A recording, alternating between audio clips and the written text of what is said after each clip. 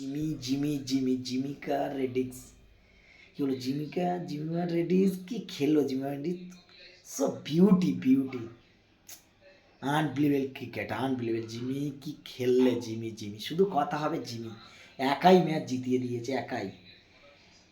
134 ball, 127 run, not out থেকে match নিজে হাতে জিতালো এবং হাফ সেঞ্চুরি করলো। কোনো সেলিব্রেশন করলো না, সেঞ্চুরি করলো, হেলমেটও করলো না, কোনো সেলিব্রেশন করলো না।